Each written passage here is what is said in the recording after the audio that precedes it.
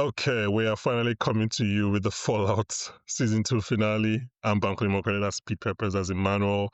It's been a couple of weeks since recorded. How are you guys ready to get into this finale? How you guys feeling? Yeah, I'm feeling good. It was a bit weird because this is like the first big gap in recording. Yeah. But excited to talk about the episode and how the season wrapped up. Feel like it wrapped up strong. Yeah, I'm a little under the weather, but I'm also excited to talk about it. Yeah, well, hopefully that's just a normal flu and not the FEV because I'm not sure I have Yeah. the apparatus to deal with that. You ready to talk about the finale? Yep. Okay, let's get into it.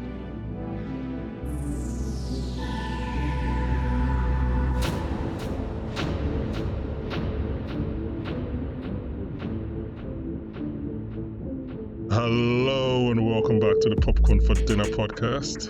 Welcome to the Vegas Strip. We're talking about the Fallout Season 2 finale today. It's kind of weird that it's already been 2 months. And joining me once more, one final time this season, guys, please don't think of them as humans. Think of them as podcasters. It's Emmanuel and Pete. How you guys doing? We're doing good, man. Doing good. Excited to wrap up another season and yeah, looking forward to season 3. Yeah, this episode is looking forward to season 3 for sure. A lot of this episode is kind of looking forward. But so I want to just get straight into it because people were already late in giving out this episode. So, but I want to start kind of at the beginning, but not at the beginning of this episode, at the beginning of our coverage. Because in the first episode we did, the season 2 premiere, I asked you guys, like, what would you want this season to kind of do to make it a good season of TV, right? And I'm paraphrasing here because I'm using my memory, but it was essentially like to tell a good TV story as opposed to kind of bringing people into the games in season 1. So, Pete, I want to start with you. Do you think this season achieved that?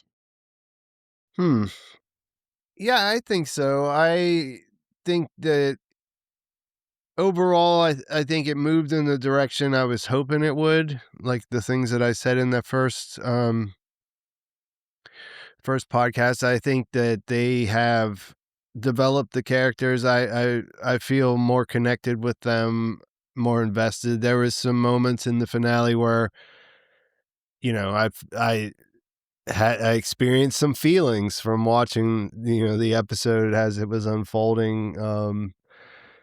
Yeah, like I think the ending of it was similar to how I felt in the first season. So I guess now we can just sort of say this is the way that they do it. This is this is like not something that was just because they were introducing the world in the first season, setting things up. This is just kind of their style that they throw a lot of stuff out there. You have your adventures, everything gets wrapped up, and then they set up what's going to happen next. So Next journey. there's this feeling of like it's a chapter coming to a close more than maybe a season of TV, like in some of the, something that we're more familiar with or something. But overall, I thought it was a fine ending and a pretty good season altogether. I think if I had one criticism like that, just sort of blanket statement, was it kind of needs more episodes. I think it would be better served if there were like 10 episodes instead of 8,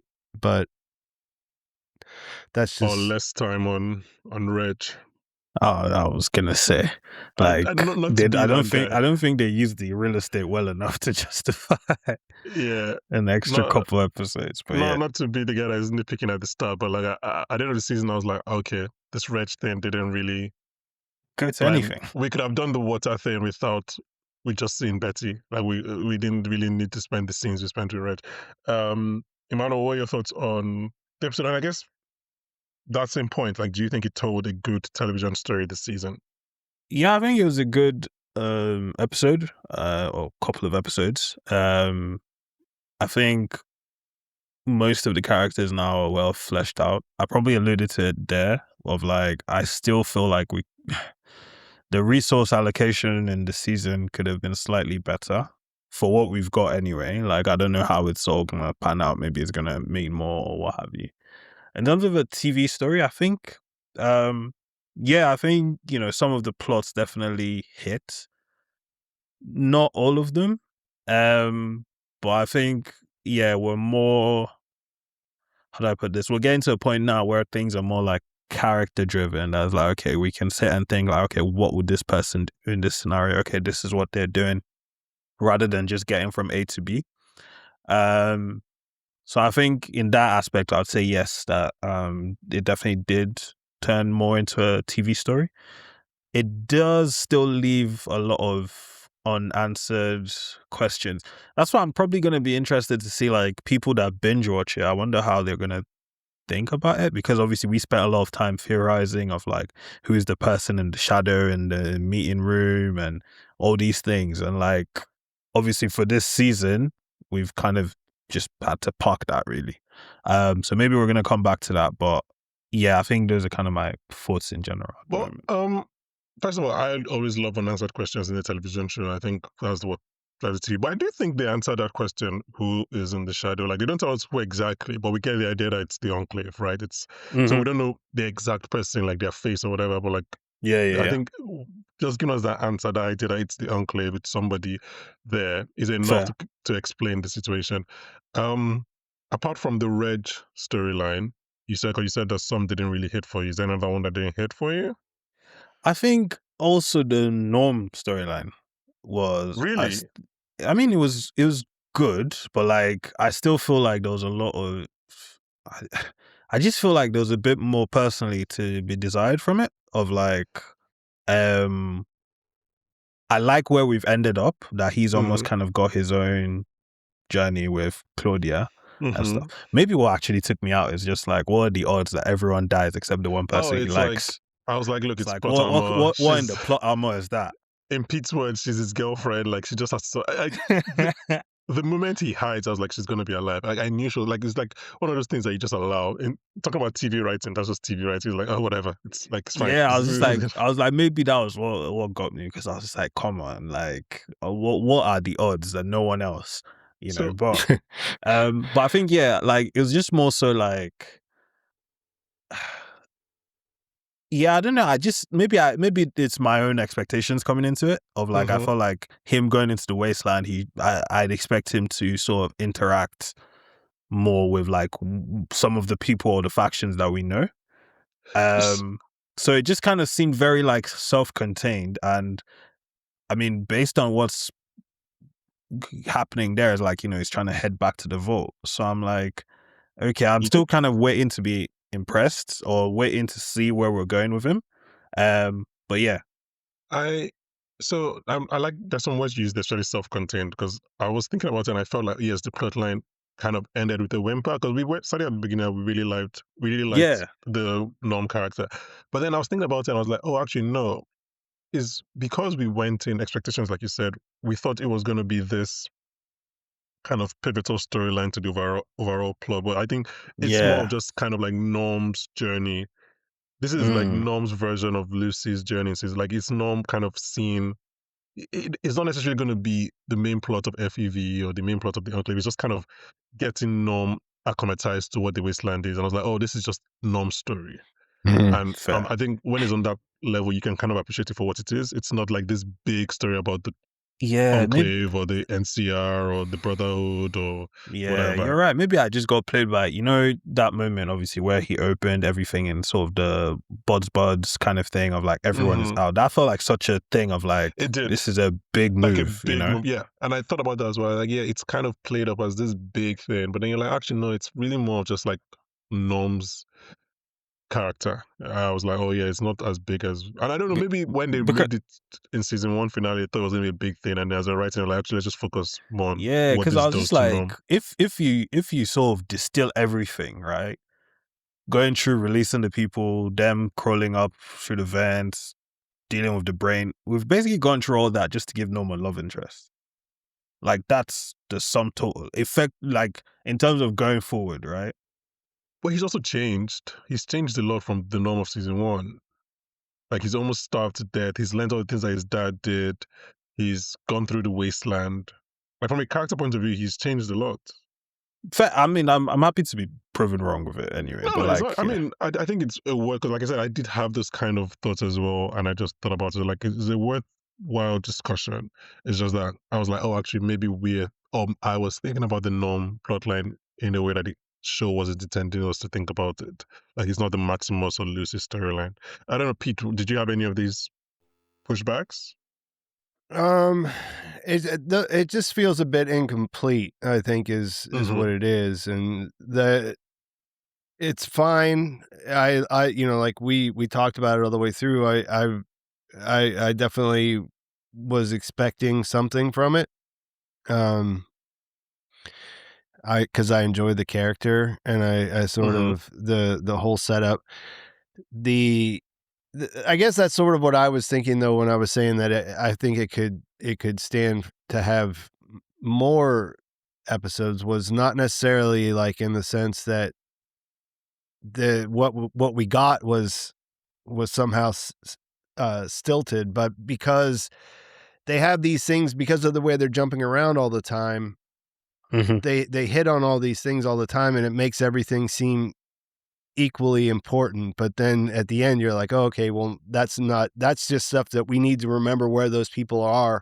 So when they have time Mm, to go back to them, we'll remember them or something like that. You know what I mean? I like that point. Yeah. Yeah. So like that's Yeah. sort of what I was thinking, because like with Reg, yeah, there might be a payoff to that stuff eventually. But like right now, it's just like some weird stuff that happened in some of those episodes. And I think one of the things that I had trouble with in the earlier part of the season was there's just a lot of tonal kind of whiplash when they go from one story to the other. So I just thought maybe if they had a little more room to spread things out, and you know, cuz like if you think about a normal TV show, like if you're thinking about like a normal HBO drama or whatever, like the Stephanie thing, that would have been almost like a whole departure episode, right? We Mm, would have went to Canada. They could have done a whole bunch of different additional things. Instead, it was just like sort of the first third of an episode, which it was still cool. But I like I said, I just feel like there was a lot of like tonal clash in the way that they have to. There was always a sense that they had to, you know, check in with one more storyline before they could move on, so that they could hit the marks before they got to the end. yeah. I think that's And I like think that those storylines, like Norm's and Stephanie's, are just a little. Those are the ones that didn't get as much attention. But Mhm. you know, like I said, the payoffs when they come, it might be fine. It might not really even make a big difference. Just that's sort of where you know, this style that they have can be a little bit unsatisfying on some of the different things that they get us to think about. Yeah, I was just gonna say like that makes sense, like with the jumping around and stuff. Because one thing, I mean, like from early in the season, I felt like they were kind of willing to trust the audience a little bit. Because I remember like I'm very sure like in the first episode, there's absolutely no Maximus or Brotherhood. So like they Mhm. picked Mm-hmm. certain ways where like some storylines were left out of episodes and stuff. So yeah, so maybe that would have made it like easier to like tie things together, like because there were periods where we're getting like 2 minutes of like vault stuff. It's just like Mm-hmm. okay, that's your vault stuff for this episode First and stuff episode. like that. So like maybe it's more structural. Yeah, Yeah. Yeah. I like the idea that because of the way the show is structured, we are ingrained to think that everything is important, but really, no, it's not. Everything is not important. Like everything is, Hmm. or some are way more important than others. I like that kind of idea. Yeah, Yeah, but I guess they just want to make sure everything kind of reaches some sort of crescendo by the end. So it's just like some yeah. stuff has a lot of things that need to happen before episode 8. Some stuff has like Mm-hmm. maybe like 3 things. So it's like, how do we keep, you know, Can, threading water till then? I mean, it sounds like we're all like obviously. I think as a whole, we all did enjoy this season of TV, but it seems like Yeah, maybe yeah. where the We're show sounding ended. very negative. Yeah, and that's all too.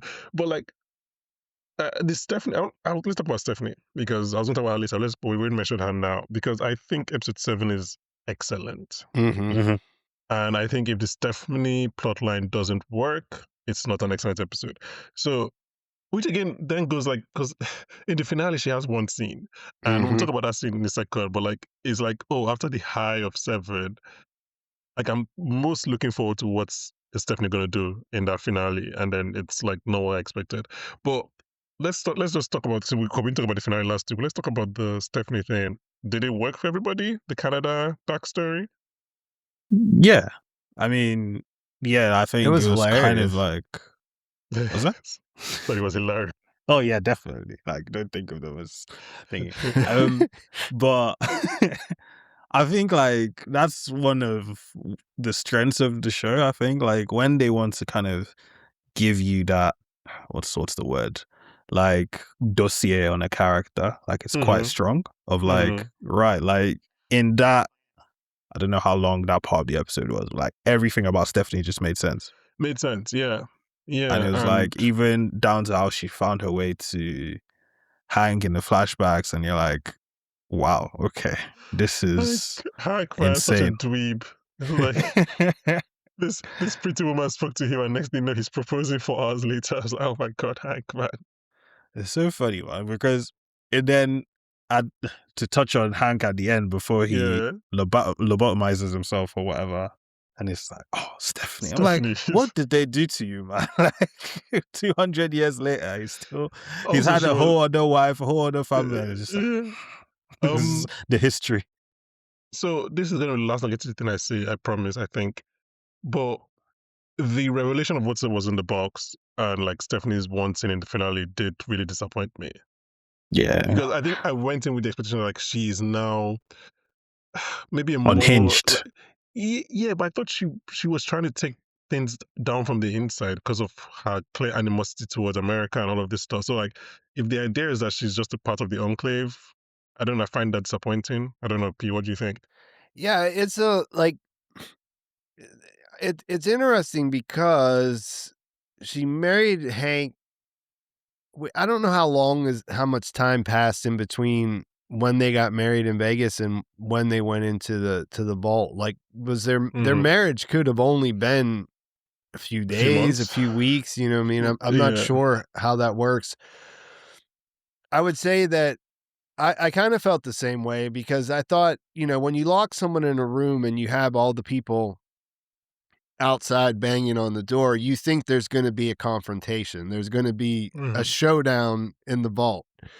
What she did instead was she called the Enclave, which is fine for setting up next season, but yeah, that wasn't what I was expecting to have happen. And then I did the same thing that you're talking about. I was like, well, is she a Canadian rebel that is trying to, because the Enclave is deep state, but pretty Mm-hmm. much American, like, Mhm. and they kind of all the worst things about um the American ideas about life or whatever. Mm-hmm. So yeah, like I'm a little confused. Like, is she still being set up to be, of course she set this thing in motion, phase 2, whatever that will turn out to be, but Mm-hmm.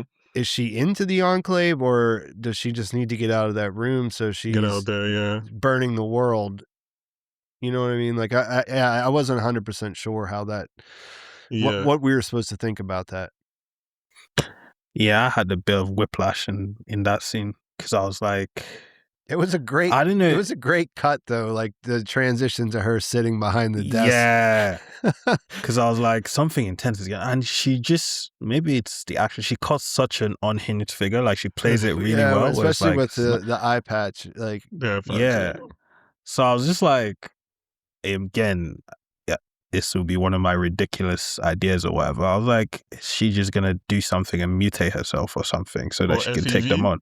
in Yeah, the something like that. yeah, I I was mean that like, was the popular idea, was that I was just like, something like that has to happen. Surely, like, especially when they show like Chet having such a smug look outside when they're knocking. yeah. And I'm like, the way that kind of thing happens, I'm like, okay, this is gonna be like one of those brutal / comedic moments where like that grin is gonna get wiped off his face or something. Oh yeah, I Uh, get what you mean. Yeah, I mean, I'm pretty sure like season 3 would start right from where this stops in terms of like Stephanie. I don't think there will be a time jump, and all of a sudden they're all back in the vault doing everything. So I'm sure we'll see more to this kind of plot line. But I think it was interesting that like the show took time to show us that like the pliable vault dwellers were now kind of basically revolting and were like mhm. death to management.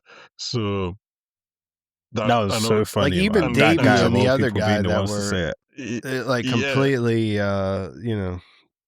Davey of all passive. people, and Yeah. then Chet is like, oh shit, this is not what I This is not what I wanted to happen. So I think like there's definitely kind of like a prison riot situation going to happen next season. Um, but yeah, I think this Stephanie thing, like that revelation did kind of. I was like, oh, this is less interesting than what I thought was she was going to do. So I hope she's still like an undercover agent. I was just gonna say, to touch back on episode 7, it's so hilarious that like there's far more reaction to her being Canadian than her being anything else. It's like She's it's like Canadian.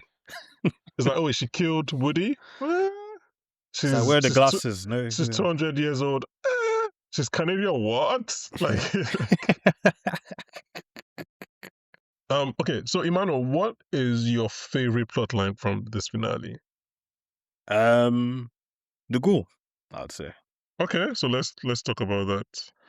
Yeah, so like, I think again we talk a lot about like characters and stuff. At least like I think the last time we spoke was after he had that scene that was talking to, you know, where he was fighting turning effectively on when he was on the flagpole.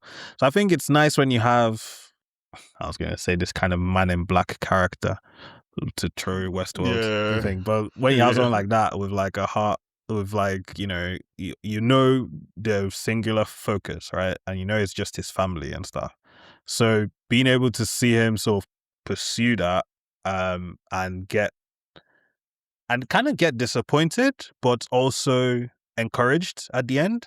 It's kind of like a really, really, it's sort of something I have to compliment about the writing. Because like, you know, when they opened it and it was empty, I was like, you know, it just kind of feels like deflating and stuff. But then he sees the postcard and everything, and he's like, okay, no, like for the first time in 200 years, I have hope, you know?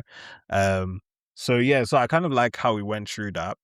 I like that, you know, even with Lucy, with the little thing he had with Hank, he still gave her the choice and he just kind of did his own thing and left, which was something we kind of talked about where we're like, is it going to be a massive, you know, turn or whatever? So yeah, and I think just Walton Goggins' performance is really kind good. It's just so good. Like, it's just so good. He was doing so much press for this finale that I was afraid that they were actually going to kill him.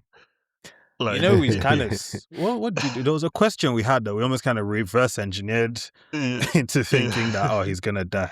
Yeah, no, because the comment was like they think he would die. But I was just because then he was like doing SAG-AFTRA roundtables, he was doing interviews. I was like, wait, this is kind of feeling like his last farewell tour. So I was kind of scared. Did you guys think that? Did you guys think that she was going to be in there? No. Once they started opening it, I was like, this is empty, isn't it? But I mean, going into the episode, did you think that... Going in, I thought so. Going in, I thought she was in there. I did too. Yeah. Going in, I thought he'd get his wife, but his daughter wouldn't be there. Jeez. And like that would be like a mission, and maybe two of them go and find her and whatever, and she gets to kind of learn who he's been over 200 years, and that's kind of our road trip part of the season, which feels like we always have in every season of this show. Yeah, I think it's a road trip show. It's like the deserts and everything. I don't know if this is a compliment to the show or maybe it will be too cliche for them, but when it was opening up, I was thinking about the fact that he's never once shown or even said any kind of like, I don't know, my family would think of me that I look like this. So I was like, is that realistic? Is that like... I think he has. I don't think he has. When he was like with Lucy. I mean, he didn't specifically say looks. It was just like what I've become. And obviously, I think Lucy was like, they wouldn't like you because of what you become.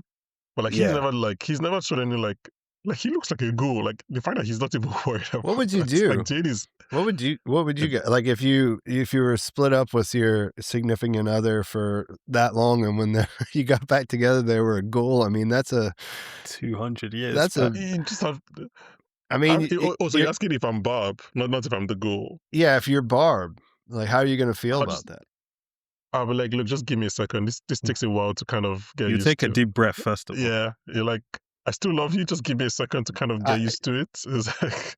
Yeah, but you know, some people will say he's an intentional man, right? Because he's you know, he's stuck at it for 200 years, done whatever he needed to do, you know. Oh yeah, it's definitely like minus the ghoulification, like it's a great love story for everyone involved. It's just Yeah, that like now your husband, who used to be a Hollywood TV Hollywood star, star. is now like a raisin Could be worse. Could be Racist. Thaddeus. without a nose. Racist. It could be Thaddeus. You could be losing your arm. So we've got a bunch of comments, and this has been comments that have gone all over the internet about like, why does Cooper want to find Bob? Because of how the show starts, right? He's divorced. He's doing this kind of tricks for alimony. And I do wonder, we're going to talk about this in a second. I do wonder if we get some information towards that this episode. But before that, Pete, how did you interpret the postcard thing that is left there? Well, I think the way that I understand it is that he told her they had a plan going into the airport. Mm-hmm.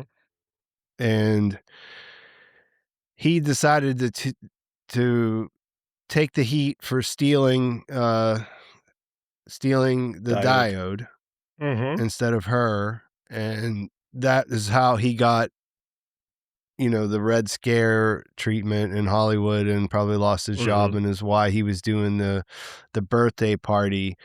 So I'm Yeah. guessing that they would have had to keep up appearances going into the actual war, and so they were separated before, but not because. I mean, I think by the way they say goodbye there, he's doing that for his family. She knows it, and she was doing what she can to keep Janie safe, because that's just what they had. That's their options. So he tells her, I'm thinking about going all the way to Colorado, so that would be a conversation he remembers. So if she leaves that, then he'll know to go looking for her, that the plan's still on. Okay, so you've actually answered both questions in the answer, which is good because like I also read it like that. That like the whole him being divorced and him not working is all because of this. Like they're That's actually still in love, but they're the pretenses of like we're divorced and everything.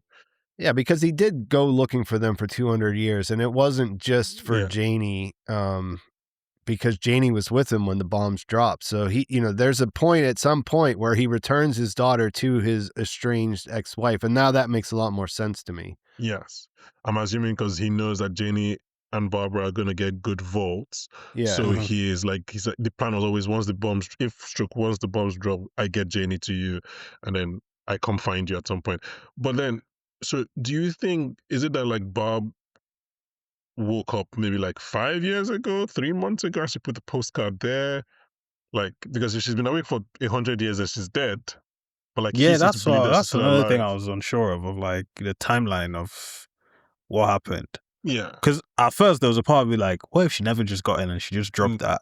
I thought that as And well. I But was like like, the fact but that I he's so don't think so. convinced, Yeah. the fact that he's so convinced that she's still alive means that this has to be a recent Yeah, drop. exactly.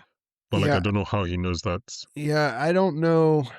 I don't know how to explain it. I mean, I'm sure that they will have an explanation for why she woke up when she did.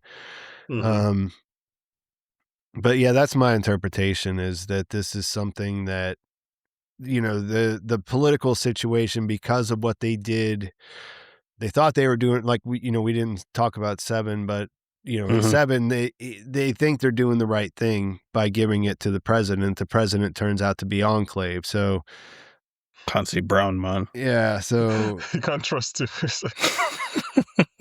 I love that in episode 6, I was like, when we saw that super mutant or whatever, Ron that in Perlman. my head there were two options. Was either Clancy Brown or Ron Perlman. Yeah, And then they're literally kind of similar. the next episode, Clancy Brown appears. Yeah, Clancy Brown. You can't. Has he ever been trustworthy in any film or TV show? Like you just can't trust him. Mr. Krabs. Mr. Krabs wants money. Gen V. John Penguin, Wick. Shawshank Redemption, obviously. Is Clancy Brown John in Wick. John Wick? John Wick 4, yeah. Yeah, he's He's the emissary of the Oh round yeah, he table. is. Oh, yeah, he is. Clancy Brown, what a career. Um, Speaking about that meeting with the president, we get our Congresswoman Diane Welch again, and we had theorized earlier in the season that like she is not just coming up for jokes, right? Like Yeah, um she would come back. Coop sees her as a good person, so it makes sense that he would try to like be a whistleblower through her, which is what he does. And I think the idea is that we're all in that scene. We're like, Coop, you can't trust the president. But also, Coop is someone who believes he can trust the president. Like he believes that he has no reason to He believe that the wants to president. be able to believe that. He needs that Hmm. to be real because it was his whole thing with Moldaver. You know, he was a Marine. He served and fought in the The war. Sino-American War. So, So yeah.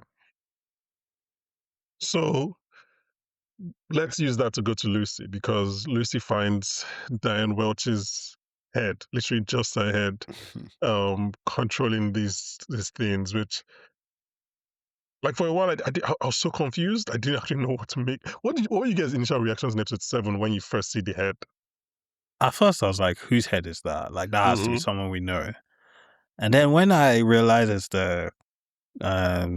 Diane's head, I was like, I was just trying to say, like, on what level does this make sense? So I was just trying to figure out why. Obviously, Hank later gives us the explanation of like she has, what's the way he put it? Basically saying like she's a follower, effectively. Yeah, but she says she has the best personality type. She's like she's good. She's like she's not Yeah, so it made me like, so even that explanation made me think about it more of like, wow, they've started like digitizing emotions effectively Mm-hmm. because like it's her personality. They're kind of like flowing through microchips and stuff. Yeah. But then like just seeing it was just like shocking because I was just like, I laughed at first because I was like, from Bud Askins' little brain bot. Now Yeah. we've got an Brain actual Roomba. like floating head, and I was just like, this is just insane. I half expected her to say something in episode 7, like that to be like the right at the end, but they didn't do that. They Yeah. saved the talking for later. But yeah, it was just such a shock of like, yeah, of like, who the hell's that? What's going on? And then now actually seeing that, oh, it's her.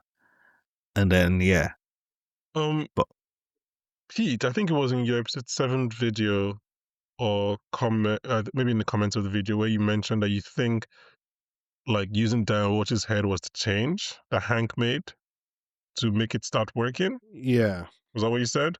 So you're assuming like so how does that work? Was she frozen? Was her head frozen? Like Yeah, I'm not 100% on any of that. Like the question mm, I had coming out of 7 was she Enclave? Was she always a mm-hmm, plant? mm-hmm, mm, And or was it that she was also a dupe? You know, she just wanted to believe that the president was a good guy and he was the right person to give that to, and whatever. So what they're saying is that her head, perhaps her whole body was frozen, and out of all the people that Hank had at his disposal, he thought that she would be the right personality type to, because he tells Lucy that when he turns the knob, that gives them amnesia, or mm-hmm. you know, erases their memories, and then the mainframe imprints this other personality on them. So I'm still not 100% on like whatever, but I think that is how he solved the problem of the experiment, was to get someone who had the right personality to plug in so that whenever they, because remember, even when we saw in the very beginning, whenever House turned the machine on, the guy did what he said, but he didn't really, yeah, it wasn't he couldn't compliant. turn the aggression down once he turned it up, kind of thing, right? So Mm-hmm. yeah, so I don't know how he kept her alive. Like those kinds of things don't necessarily make sense. She was just a Yeah, like maybe head, she was in Yes. one of the vaults, Like she was but literally just a head, no heart, nothing. So yes. but Yes. But I story wise, I thought that's what they were saying, was that Hank mhm. made the breakthrough by finding someone to work as the computer. so I have I have a middle ground kind of theory of that. I think she was put in the vault with that intention. Like the person, because I think the It idea could is that be. That could be true. she's completely good. She wasn't part of the Enclave. So I think someone like that, the only reason she would be in the vault is if the Enclave were like, you know what, we like this personality. This would be kind of the like they have the idea, the story, not the idea. They have the scientific idea that this is the thing that they would need, right? So I think she was in the vault for that purpose. Like he didn't just stumble across somebody with that personality type and use it. So yeah. So but I do think you're right that it's including her in the process that made it start working properly or helped the miniaturization or whatever. Um, on Lucy, she does have like a couple of moments of temptation in episode 7. But then she's kind of like, which makes sense, I think, because one is her dad that is pitching this to her. But at the same time, because of what she's gone through in season 2 in the wasteland, she would be receptive to an idea that like stopped people crucifying other people.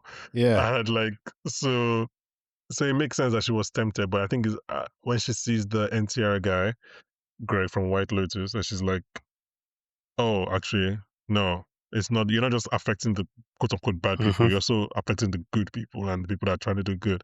So she does it, and then Hank, being the person that he is, decides that he wants to brainwash his daughter. With a new version that, just a little scar. Yeah, just a miniaturized version. And then he later mentions that the surface is the experiment, not the vaults. That seems like a big.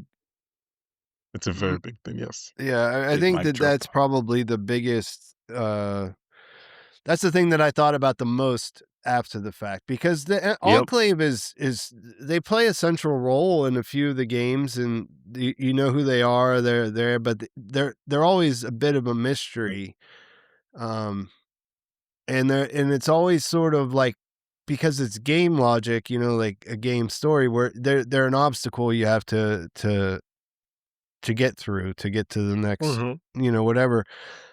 It feels like the show could actually really expand the lore as far as it's concerned, as far as the Enclave's concerned, which is kind of interesting.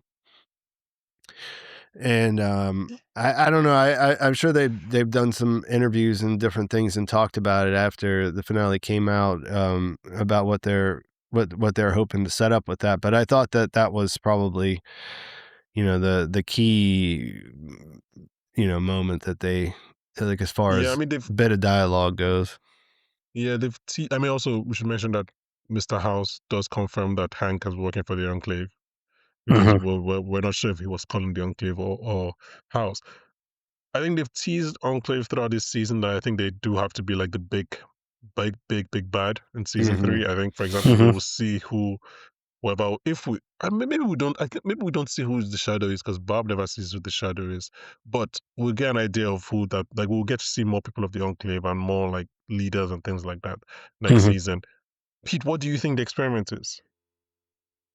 If the surface is Well, the experiment. I mean, I know the lore about why, so that would kind of be. I shouldn't. Spoilers. I probably shouldn't say. Also, but in the lore, the surface is not the experiment, is it? It's the vault. Well, in a way, they. It's both. Yeah, it's. This changes, like, it doesn't really like change what's known about them, but it just, I guess it just hints that there might be more to their motivations, if that makes sense. I'm trying to think how I could say it without spoiling. Spoiling it? Yeah, that's fine. That's fine. Yeah. I mean, I guess go back to what Bud was saying. Bud was saying, like, whenever Norm asked him, when do we go back, and he was basically saying, when there's nobody left. So that's sort of what I thought would have been the plan, was to eradicate everyone. But with him saying that with him saying it was the experiment, then that means there could be more to the extermination, I guess. Yeah, and he said they already had their orders as well. It just made me think like they have like automaton super mutants or something, of like something like that, some sort of strike force or whatever. I thought something different. I Right, thought what were you thinking? they're playing God with the NCR and Legion. I think they have planned, because it was like they're following orders written for them centuries ago. I think they are following, like, the plan is for the Legion to attack New Vegas and the NCR to attack the Legion. I think all of these things that we see setting up season 3 is Hank's plan.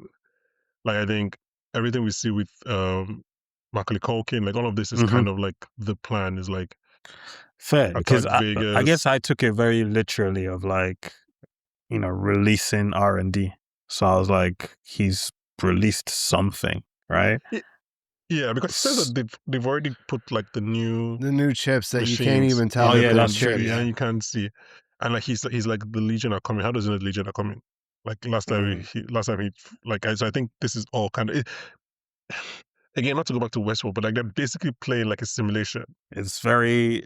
I was thinking about this. I was like, if I didn't know the people behind this show, would I still be getting Westworld like analogies in my head? Like, you know, I look at Cooper and I'm like, this is very Man in Black. Yeah, I mean, So dressed, yeah, the hat, everything. But no, I think like they're playing God. They're kind of like,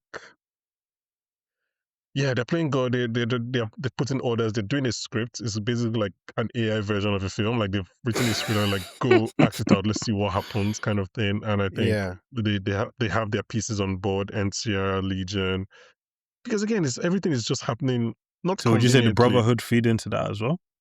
I don't know. Because obviously we've got that end credit scene. So we'll talk about the end credit scene, but like so far we haven't seen Hank interact with, because everybody in his thing, right? Everybody, all his pluribus workers are either like people from the wasteland or ex NCR or ex Legion. So like it makes sense. So for example, I think whenever he captured Greg from White Lotus, he also put the plant in the black woman's head. And it was like, these are your orders. This is where the NCR is. Go and like get that. You know what I'm trying to say? So I think it's all their plan, and this is what we see now. This battle about to start is part of like the Enclave's plan, I guess, to see which faction is stronger. I don't know what the end goal is. The NCR did look really cool when they pulled up to help Maximus out though. It's like, yeah, I can see why you guys have the rep. You're Oh right. no, you're gonna hate them. No. You're right that it looked cool. And going off Twitter after the episode dropped, I realized that like that shot is like straight from the game. Yeah, Like the shot of the that was the yes, that was the bit of fan service, that part. yeah, everything in slow motion. It is cool. Okay, let me ask you guys this question. What do you think the significance of showing Ibrahim from the bear, like try to rally the townspeople, but like they just don't, and the NCR saves them? I'm sorry, it's just so funny, man. Of like, you don't even call these guys by their character, their Like, names. Just people Ibrahim, from whatever shows, like Greg from yeah, White Lotus, yeah, Ibrahim from the Bear. Like, what else are you gonna do? You're gonna start calling Hank, Don't what charge was me his character on taxes, Agents of lizard. Shield, Mr. Hyde Yeah. from Agents of Shield. Yeah, Like, how far are you gonna go? oh god, Agents of Shield. No, I mean, look, whenever I call people characters by their actors' names, characters, our listeners say that not everybody knows actors' name, which is fair. And we don't have a name for Ibrahim from White Lotus. It's just bartender guy. Yeah, From the I mean, he might have had a name in the credits or something, but it's not like people went around saying it out loud or anything to get us familiar with it. But yeah, no, what do you guys think it's the significance that he tries to rally them and they're just like, no. And then like I think it was comedic effect, right? NTR. Yeah. I think it just shows like people are jaded, right? Because I think it's just the show subverting expectations of like you're expecting this massive rallying crowd, like let's get in there, Yeah. you know, that kind of thing. It's like, nope, we're happy just betting on our caps. I get that, but it's also like, I guess I just didn't like the idea of them saying no, I'm being saved by the NCR, because I thought maybe Maximus was instilling or garnering this kind of like, or loyalty, like fan bases. Loyalty, or like, I don't know what the word is. I know what the word is, I just can't think of it. But like, they're enthused to go fight for their town, as opposed to waiting for this random another guys in matching jackets kind of thing.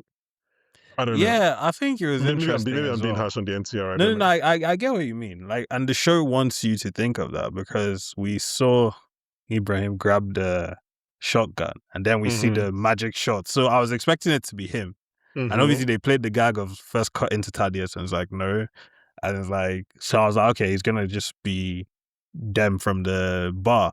Yeah. And it's like, no. And then it's the NCR guy. I was like, okay. there was a split second, very small split second, where I was like, did Ibrahim have like that outfit or something?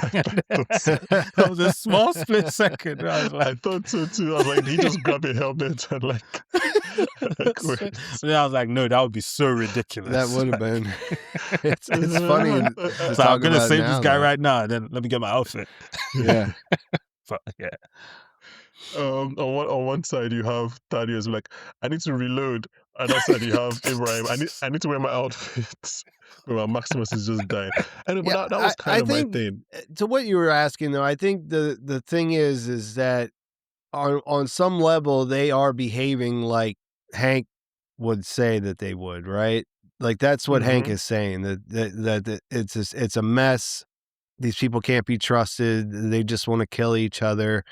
They just want to watch, when given the opportunity, this is entertainment to them, not something that they want to, because they are like desensitized after growing up in that world where Yeah. it's harsh and nobody cares about anything except survival. So I think that's part of it, right? We're saying that like that this isn't exactly like people are pretty nihilistic and hard to it's kind of hard to figure out why they do what they do now, but it's even to a greater degree it's like intensified after life in the wasteland, and I think that's part of it. So I think it goes sort of back to what you were saying about, and it feeds into the ending, right? Because she says, well, I could have stopped all of this. Mm-hmm.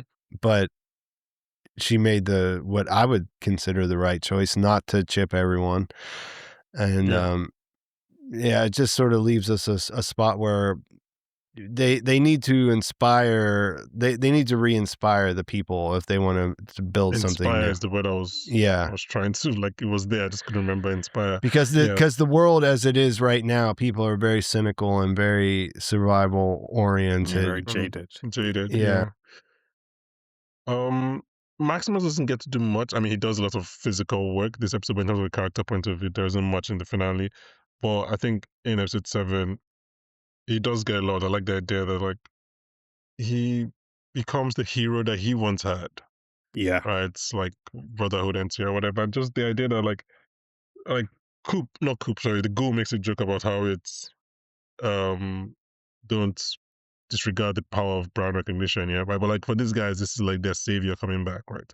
And I guess maybe I don't want them to put all their faith in the NCR because I also don't think that like I think they're chipped, but you can understand that like for so long the NCR has been away and they've been plagued by this death clause. So like I guess seeing them back and seeing the mech suit in episode 7 kind of instilled a hope in them.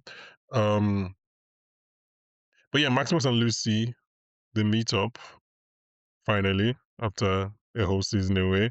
Mano, how did you feel seeing your characters back together finally? Yeah, I was happy for them.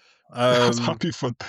Yeah, no, I was happy for them now. Like they both definitely been missing each other and stuff. Mm-hmm. Like I I shudder to think about like, the what have you been up to conversation. Yeah. With, like, oh yeah, by the way, I killed this Commander Johnny guy, and then I got Thaddeus to go in a suit. It was like, oh yeah, I was with the ghoul, and I then was crucified. it's playing house. Yeah, exactly. Yeah. And then I'm playing house with my dad.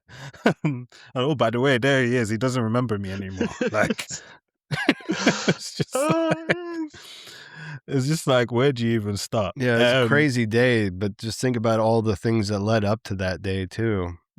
Mm-hmm. Yeah, Mm-hmm. even Maximus was like, 5 minutes ago I was fighting death claws. Yeah. It's like, oh, I got another Also, suit, by the way. Sorry, on the death clause, they didn't stop coming. Like, how many were they? Like, it's like the show just like, no matter how many you kill, there are more death claws. Like, it felt like a video game in that sense. Like, I was like, Yeah, It was very Every time you video cut away- game-esque, yeah. yeah, every time you cut to a white screen, like, okay, there are 5. Then he'll kill 3 and like, okay, there are 5. There's still Like, it was 5. just- Yeah. yeah, no, that was a lot. And like, it was interesting as well. Like, so I guess this is my own naivety because I thought like, Maximus was just experienced with the suits. I didn't realize how different it would be to the one he's used to.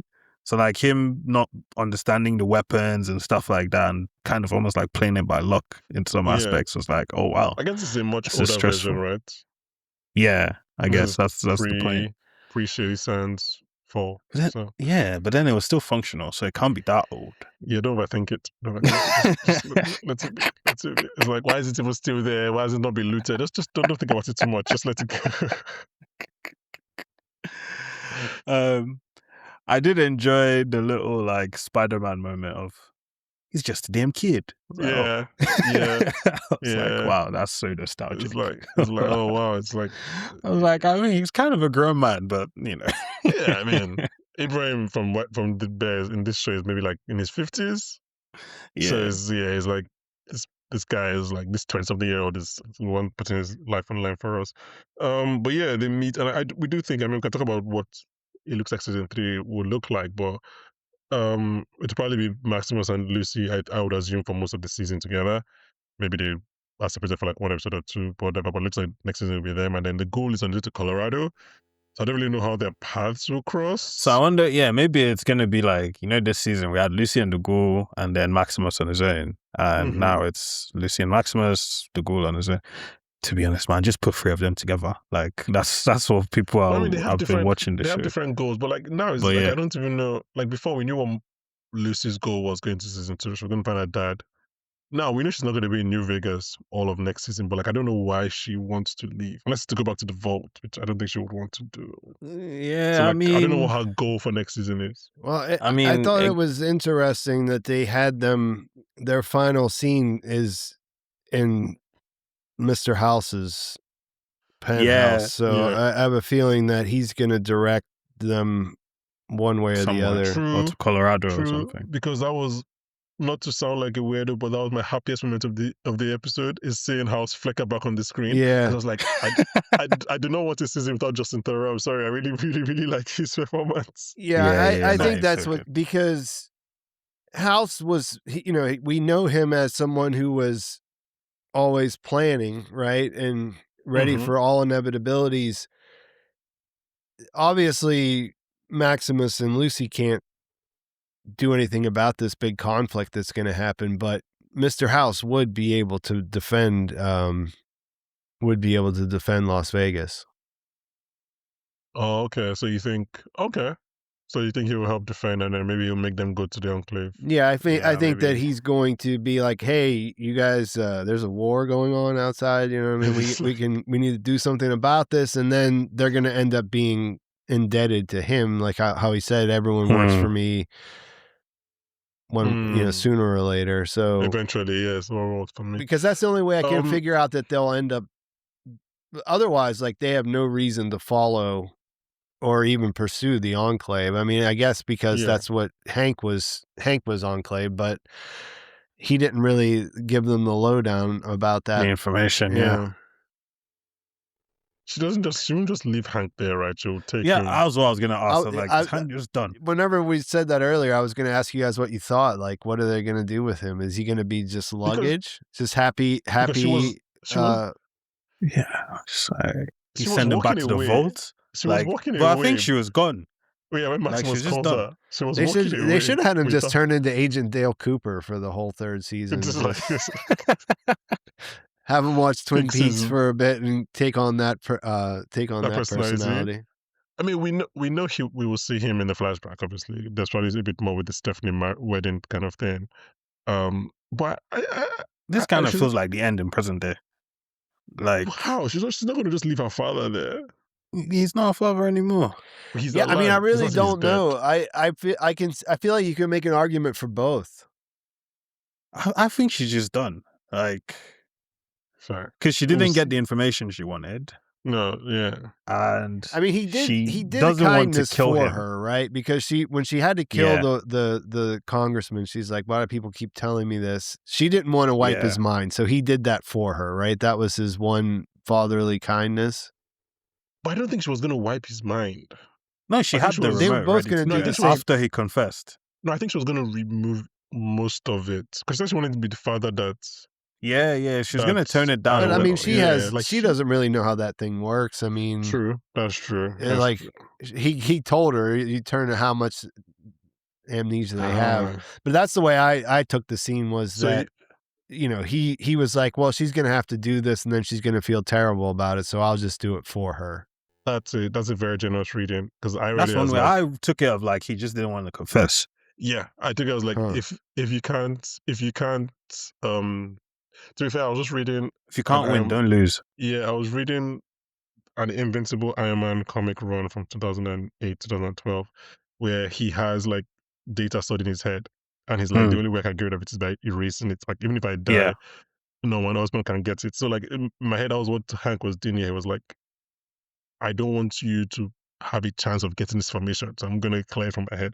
But you know what, Pete? Yours is a lot more sympathetic and fatherly. So maybe we'll just go with that as the official logic. I don't think that you were supposed to know exactly what was happening, but Yeah. I hadn't thought about the fact that there was that comment about how much amnesia they have. I just assumed that if once you press the button, it's done. It's the important stuff's gone. But they did say that, and so Yeah, I don't know, but like the way I read the scene was just like you're not gonna see him in present day. We'll see. I mean, yeah. That's kind of how I read it. Of just like it just really felt like a goodbye and that kind of thing. very shows. Few shows are strong enough to have Kyle MacLachlan on their cast and just like we're not going to use you in the present day, just only in the flashbacks. Like few shows have that strong will. So we'll see if they're This able is to you do that it. was saying they could have killed the ghoul. So Yeah, but it's different if you just kill him completely and we never see the character again, as opposed to like we're using it for half of what we can use it for. yeah, it's like if it makes sense, we can bring it back. One of my favorite lines in the show is not said; it's written on the wall in Norm's scene when they're dragging him off. Somebody has printed on the wall: "Fight apathy or don't." And I was just like, "That's just so funny." I was like, "That's so funny." Do you guys have anything you want to touch on before we wrap up the season? Yeah, I'm just Well, trying to think of. just to reiterate, we're all like pro this season. Like I know we had Yeah. some I'm just negativity thinking earlier. like where are we gonna kind of go next? Like with the Brotherhood, I don't know what. I guess Quintus the We should talk Destroyer. about that. We should talk about that. Actually, yeah. Sorry. Yes. Pete, do you want to give the quick lowdown of what is in those blueprints? yeah, this Liberty Prime Alpha, which is it was a super weapon that the U.S. government was making before the war or during the Sino-American War, before the bombs dropped. And so basically the thing was that they partnered with Robco. They built this giant robot, but they had problems powering it. Like it was functional, but it was just a pain in the ass to they couldn't get it to work like reliably or whatever. So at the same time, T-51B power armor came out, and so they went with that instead. That was the thing that turned the tide of the war. But the robot was still around, and so it comes back in different games at different times, and it was the Brotherhood that did that as well. So that's why he knows about it. But yeah, so basically, it's a giant robot. It throws nuclear bombs. Basically, it carries around like a backpack full of nukes and just can lob them by hand. And it has a bunch of like anti-communist propaganda. Like that's what the memes of it are, is that it just says stuff about communists all the time as it's doing its job. So it's a popular thing. Like a lot of people know what that is, probably, that never even played the games or know much about the games. Gosh. Yeah. I was surprised to see them in the post-credit scene. Again, for anyone who's listening to this and didn't know there was a post-credit scene. I genuinely just thought we're done with that plotline, but I am very happy to. I really like the actor that plays Quintus. I think he's really good in the role, so I'm happy to kind of see more of him. Yeah, and I'm obviously interested Dane in what will happens play with Dane as big well. role. Yeah. Yeah, I think that they'll play a big role in, going forward as well. Yeah, I guess that like one of the things I was thinking about was obviously they're hinting at. I know the showrunner said that season 3 is going to take place somewhere that Fallout's never, because that was one of the things. Well, I think that was an accomplishment for this season, was they went to a place that fans were familiar with, and Mhm. with a lot of, overlapping lore and different things like that, and were able to not really. Step on toes. Yeah, they didn't really. They told their own unique story in that location, but it would be also, it'll be kind of fun to see them go somewhere where there's not that, and they can just sort of do something from Tried a scratch. new path. Yeah. Yeah. I mean, obviously Cooper's going towards, or the ghoul is going towards Colorado, but I don't know if we can say that, that it was that's his saying, right? Some bullshit always comes up and you get sidetracked and, Yeah. Do you go to Colorado in the games? not really. Like, there's one of the less than canon games that takes place, or something that happens there. I'm not sure about the canon on it, honestly. Like, there's a game that's not in the mainline story quests or Mhm. Oh, whatever. is that the one where they kind of licensed it to another publisher or something? There's a couple of those, but like this one it's a Brotherhood of Steel. It's called Brotherhood of Steel Tactics. Hmm. Oh, it's like an offshoot game. Yeah, so it's like a a different format style. Yeah, you know what I mean? So it's just not exactly this. It's not the same main story ones. Yeah. Okay, guys, I think we can wrap up there. For the first time in 200 years, we have hope. And we're gonna bet on hope, and we are gonna win. How many Um, caps? Well, I'm not quite. It wasn't my job to make money like Thaddeus, so let's go. I was Let's gonna go say with shout 20. out to Thaddeus for that ridiculous line, or that insane line of like, I yeah, it was my job to make money for a bit. His job isn't, but yeah, Thaddeus really turned out to be one of my favorite characters. Wasn't expecting it. absolutely. Yeah, I was thinking about it during this episode. I was like, when you remember how it was in premiere, like just the bully, it's like yeah. you don't actually expect that. He's genuinely had the biggest character arc And in it's the still show. going on. The actor because is we don't know great. what I it's mean, turning his into. his comedic timing is perfect. Like, he's It's really good. I, Yeah, episode. I wish we could have talked about episode 7. I did. I Like do as well. Yeah, it was a normal, really good episode. because just doing ghoul stuff. It's like I don't know if you So know about good. this, but like I'm new to being this whole ghoul thing, and like this Yeah. is normal, right? And then he shows the mouth. And no, Watson Goggins' reaction as well. Just In like, typical ghoul fashion, he doesn't say anything. Like, his just- reaction also says, says no, that everything. is not Yeah. normal. But like, what does that mean? We have no idea. I'm sure he What did he knows. He say? knows. What did he call when his arm fell off? He said, "I'm having a medical episode. or episode." Yeah, I'm having a something. medical episode here. Oh, I love in this episode when he shoots and then he's like, sorry, I just need to reload. It's Yeah. like, bro, like, shouldn't you have taken somebody up with you? You have somebody Oh, else man. reloading for. Oh no, I really did like that this episode. I hope he does. I hope he stays with them. Yeah, no, It'll be a weird third wheel, but still.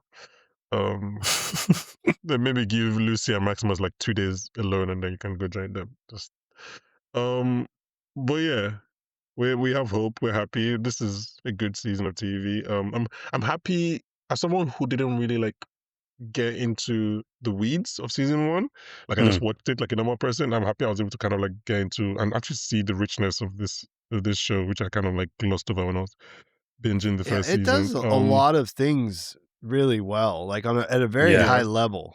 And because Yeah. it's like sort of silly, and it's sort of in this lore that's kind of goofy in a way, like it Mhm. sometimes you don't realize it, but I mean, just like like, I was just thinking about Freeside when they're walking around, like there's so many people, so much moving Yeah. parts, so much set dressing and costuming and everything. It's Yeah. just really, From a filmmaking point of view, it's excellent. The production design is incredible. Like to yeah. build all those sets and all of that stuff is very, very well done. Yeah, 100%. Even I mean, to me, like the Deathclaw fight looked like it looked good. It looked tactile. I believed it. Like Yeah, it's one of those things visual where I'm effects like, I and don't everything. really need to see a man in a mechanical suit fight a giant lizard necessarily, Well, you know but what? like, I'm not mad that I I have do. it. yeah. I need to see it. You know what I'm saying? But That- man, does it look? It that- looks realistic. does it Like, you know, look- it's It looks believable. realistic and cool. Yeah. Emmanuel said that's why I wake up every morning to see those fights. This is what I'm here for. Guys, thank you very much for listening. If you've engaged with our content throughout this run, thank you very much. Please, one last time, if you enjoyed our Fallout coverage, please like and subscribe on YouTube. Please follow us on whatever podcast platform you're listening to this. If you know someone that watches Fallout, just one person, just share the pod with them. And also, you know what, if you listen on Spotify or Apple, just rate us like 5 stars.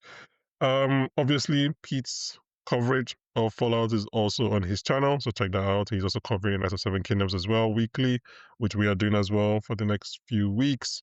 Also covering industry, although I don't know if there's a large swath of people who are watching industry and Fallout.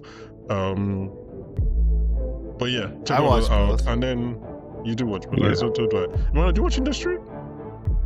I'm You don't? starting season 1. Yeah. Okay. Yeah. I just started season 1. Okay. Well, enjoy. Good luck. Just don't watch it with family. I live alone. Happy days. Guys, thank you very much for listening, and join us next week. I'll be joined by Oscar winner Daniel Kalia. Bye, guys. Bye. Bye.